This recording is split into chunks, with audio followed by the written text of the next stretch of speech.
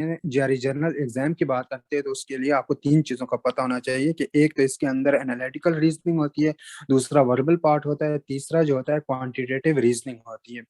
इसके अलावा एक और बात आपको पता होना चाहिए कि इसके अंदर एक अनस्कोर्ड सेक्शन भी होता है, जिसका मैंने कहा कि position time and number of questions very, वो मैं आपको थोड़ी देर बाद में बताऊंगा। यानी अभी आपको सिर्फ इन चीजों का पता होना चाहिए।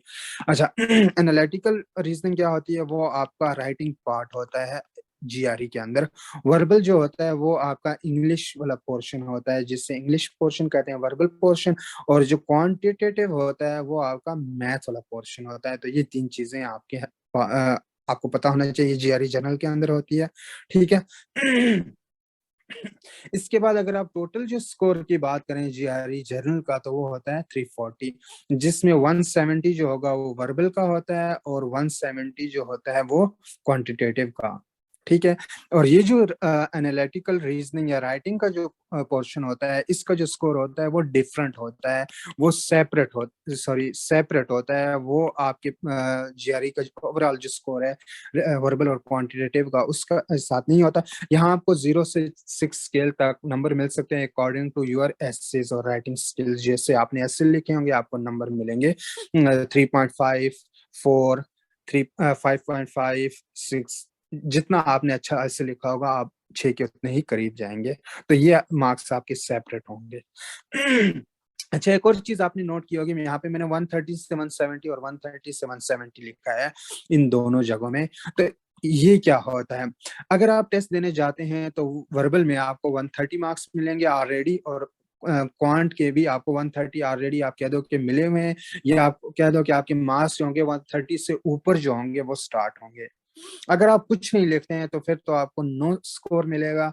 ऐसा तो ज़ाहिर आप नहीं करेंगे, क्योंकि आपने ना सिर्फ $100 दिया होगा जीआरई के रजिस्ट्रेशन के लिए, उसके अलावा आपने बहुत सारी मेहनत की होगी और टाइम लगाया होगा। तो इतना केयरलेस तो कुछ कोई भी नहीं होता कि वो कोई सेक्शन में कुछ लिखे ही ना।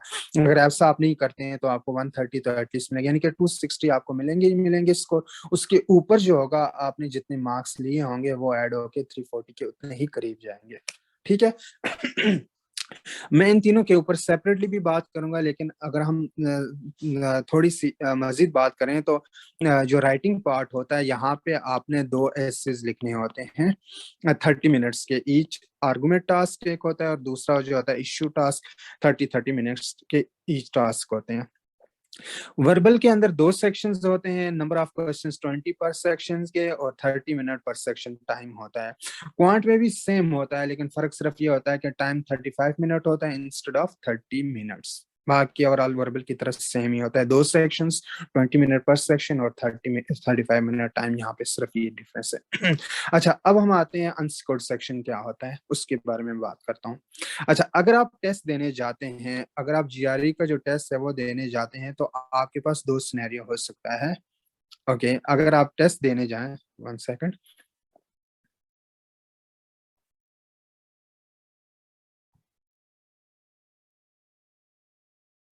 ओके, अगर आप टेस्ट देने जाएं तो आपके पास फर्स्ट पॉसिबिलिटी ये है, पॉसिबिलिटी 1 ये है कि आपको ये पॉसिबिलिटी, और दूसरी पॉसिबिलिटी आपके पास ये है।